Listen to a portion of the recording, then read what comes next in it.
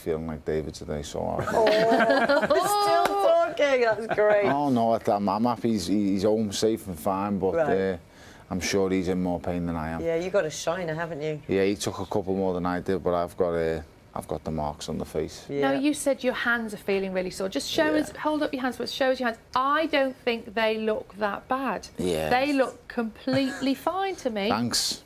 No bruising, I can see. I wished he felt it. Just the bruising little bits here and the knuckles are very sore, but I can't really hold a knife and fork fully on the hard I know, I just shook your hand really gently. Oh, it's okay. I've got hands like a lady anyway, so very small for my size. Hands like a lady.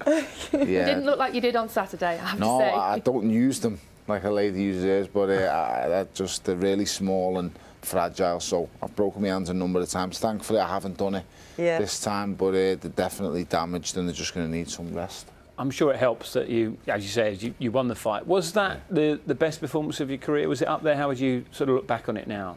I think it was a good performance. I've basically done exactly what I said I was going to do. I was going to get rid of David quicker than what I did the first time. It was going to be a more conclusive victory, and it was. So I'm happy. You know, everything I said in the build-up, once again, they doubted me and told me I was going to get beaten. The bookies had me an underdog again, but, you know, bookies don't win boxing matches.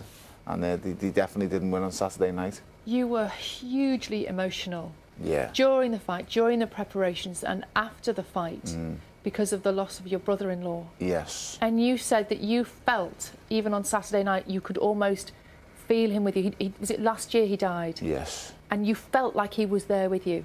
Yeah, definitely. His father was sitting right there. His brothers. He has another brother back in Liverpool. Yeah, and his sisters, and it's just been a hard time for the family, so it was very, very hard. I left the spare seat right next to his dad for him, so I knew it was like he was there, so... Is that something that do you try and put that out of your mind during the fight? Do you try and channel that during the fight? How did you approach that side of it, Tony? It's been on my mind all since last August, so it's been really hard to deal with, and you can't really deal with things at home because you want to be there for your missus. It's her brother, and, you know, she's grown up with him side by side. There's only 18 months between them. You know, school together, everything they've done together, and basically, as you get older, you know, you create your own lives. Me and Rachel have got children, and Ashley has got his own beautiful little girls, and Connie and Esme. So you create your own lives and you go your own ways, but you know, you can't lose a bond with a brother or a sister, whatever you have. So it was very, very hard for me personally, going away from home. The fight should have happened in the December, and then when it came around, it got rescheduled to the May. It just prolonged everything, and it was very hard to go away and train, leave me missus at home. But I got it done, and don't ask me how, but I did. What's next, or should I say, who's next for you, Tony? What's next?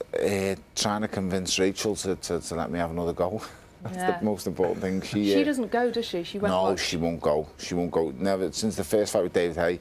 She went the fight before that. She went to my first title defence against BJ Flores, but she didn't go. When me and David for the first fight, the build-up and the animosity was a lot more intense, shall we say, and the things that were coming out of his mouth, no, she couldn't handle it. So wins fights then, Tony? What wins? Boxing brains, heart, desire, determination.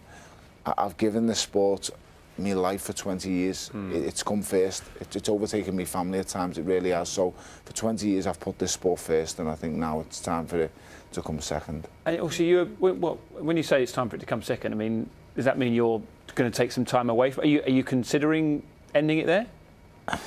It's hard to say because I feel like I'm improving. I've never felt so strong as I did in the ring on Saturday night. I felt like I could have ended it whenever I chose to. When I put my foot on the gas, I knew I could have got rid of David. I just had to be very careful of what was coming back.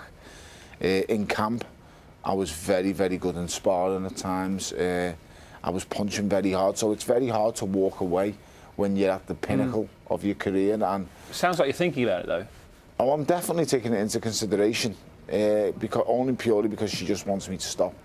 You know, I've achieved everything we possibly can in the sport, and I know people like to make jokes out of me saying the main goal is to get home safe, but you don't understand. Some people don't return home after a boxing match, and it does happen. It has happened before. So when I don't say it joking around, I say it, you know, I really do mean it. So I am running the gauntlet if I carry on, because everyone wants to see me face guys who I can't beat, and for me, when you tell me I can't beat someone, that's music to my ears. I want to do it even more. So Right. So you sound like you're locked in a real dilemma then. yes, I am, and I don't know what What to about do. Tyson Fury then? That's all everyone keeps saying, and then I've Yeah. just been on the way here and heard them saying on TalkSport Tyson Fury is too big for Tony Bellew.